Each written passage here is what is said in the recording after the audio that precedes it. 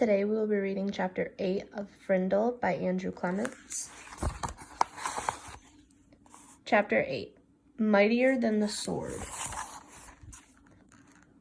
2 days later, the photographer came to take class pictures. The 5th grade picture would be taken last, right after lunch.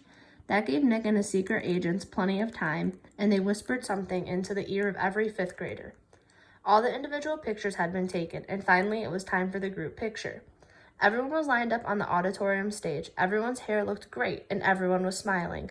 But when the photographer said, "Say cheese," no one did. Instead, every kid said, "Frindle," and they held one up for the camera to see.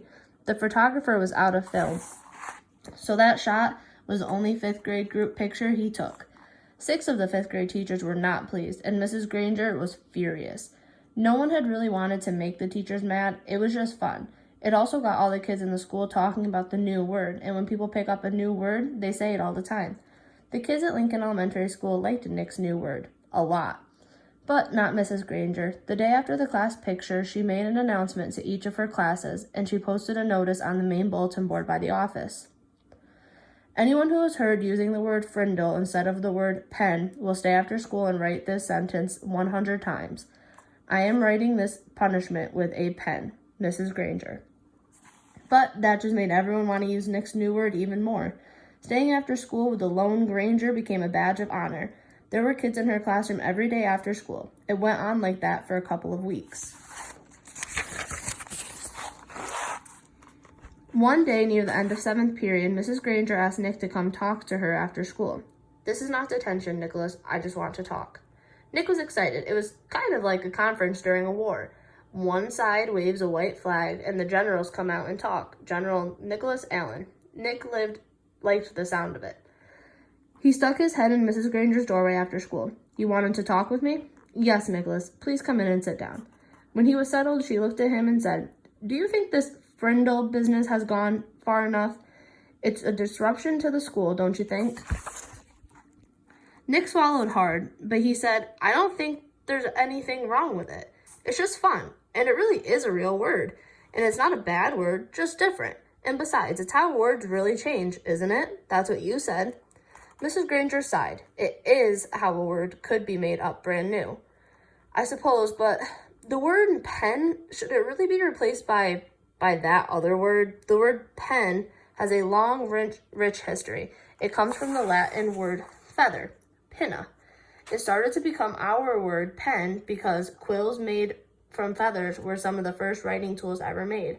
It's a word that comes from somewhere. It makes sense, Nicholas. But Frindle makes just as much sense to me," said Nick. "After all, didn't somebody just make up the word pinna too?" That got a spark from Mrs. Granger's eyes, but all she said was, "Then you are not going to stop this." And Nick looked right in her eye and said, "Well, a bunch of my friends and I took an oath about using the word, and we have to keep our promise. And besides, I don't think there's anything wrong with it. I like my word." Nick tried to look brave, like a good general should. "Very well, then. I thought it would end up this way." Mrs. Granger pulled a fat white envelope from her desk drawer and held it up. "This is a letter I have written to you, Nicholas." Nick held out his hand thinking she was going to give it to him, but she didn't. "I am not going to send it to you until all this is over. I want you to sign your name and put today's date across the back of the envelope. When you read it, whenever that may be, you will know it is the same letter and that I have not made any changes to it."